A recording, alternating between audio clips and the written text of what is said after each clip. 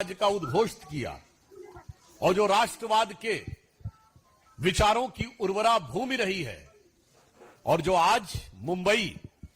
जो विश्व की चौथी बड़ी अर्थव्यवस्था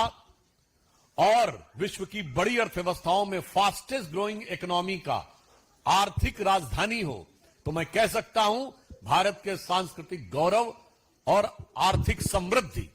दोनों के लिए विकास की इस नई इबारत को जो हम प्रधानमंत्री श्री नरेंद्र मोदी जी के रूप में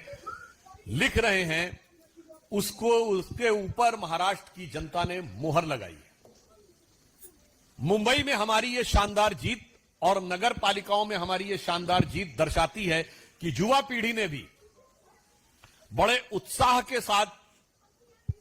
भाजपा और महायुति का पुरजोर समर्थन किया है। हम इसके द्वारा कह सकते हैं कि जेन जी ने ये वीबी के पक्ष में मतदान दिया है। वीबी मतलब विकसित भारत। विकसित भारत के जिस मार्ग पर भारत आगे बढ़ रहा है प्रधानमंत्री जी के नेतृत्व, और इसके साथ साथ नकारात्मक राजनीति करने वालों को महाराष्ट्र की जनता ने एक करारा जवाब दिया है। ये लोग, इस चुनाव का एक और निष्कर्ष है कि मैं विपक्ष से पूछना चाहता हूं, इंडी गठबंधन का अस्तित्व अब है या नहीं है, क्योंकि 2024 के बाद के चुनावों में दिल्ली विधानसभा में आम आदमी पार्टी कांग्रेस का गठबंधन टूट गया। केरल में कम्युनिस्ट पार्टी और कांग्रेस अलग अलग लड़े।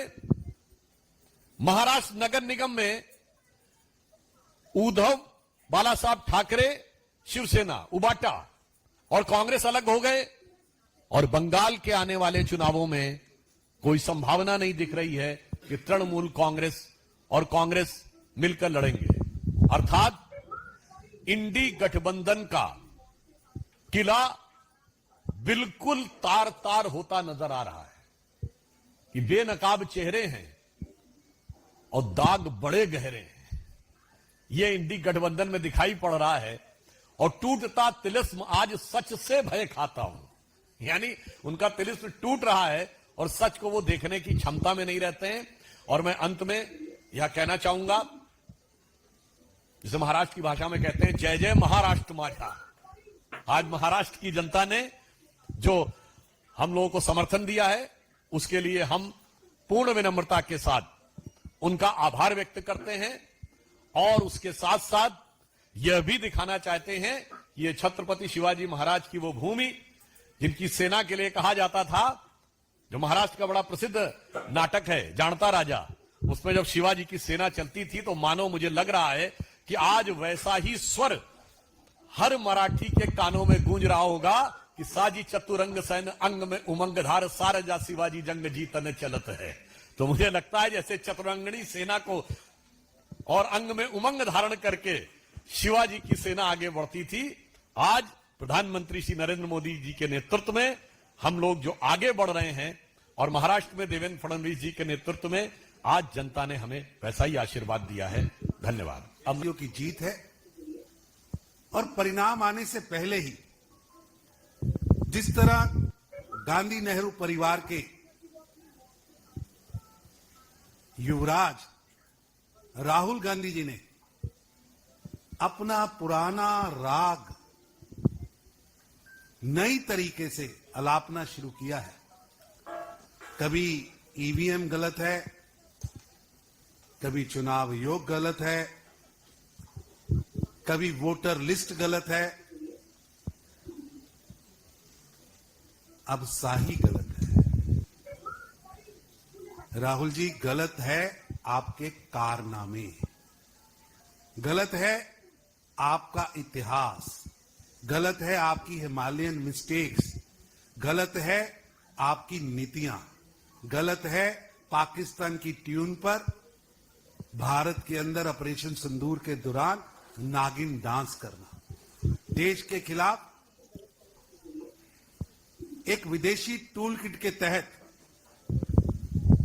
भारत की भूमि में और विदेश की भूमि में अभियान चलाना। भारत की जनता बहुत समझदार है, वो पहाड़ से लेकर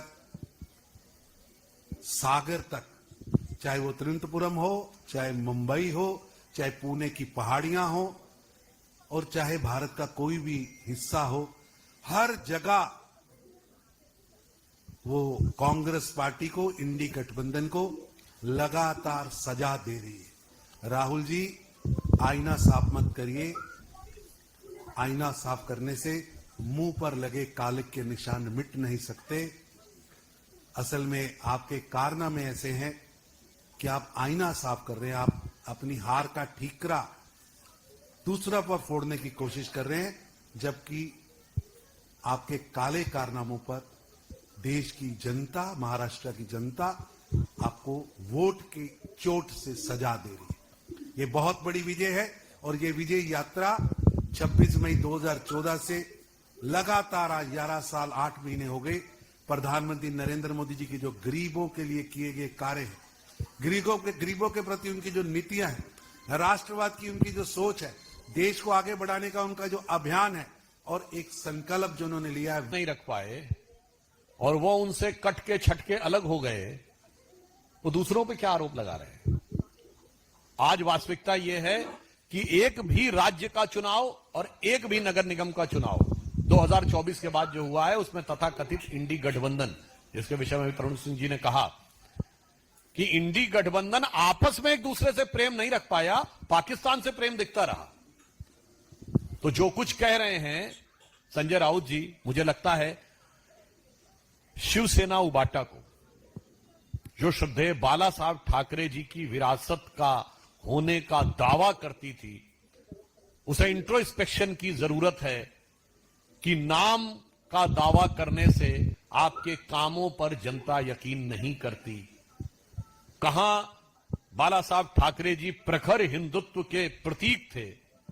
हिंदू हृदय सम्राट थे, और आज शिवसेना उबाटा उस गठबंधन में है जिसमें मुस्लिम लीग भी शामिल है, जिसमें आतंकवादियों का महिमा मंडन किया जाता है। आज यदि शिवसेना उस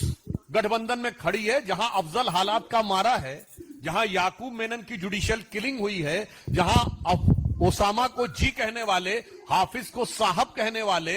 बुरहान वानी को भटका हुआ नौजवान कहने वाले,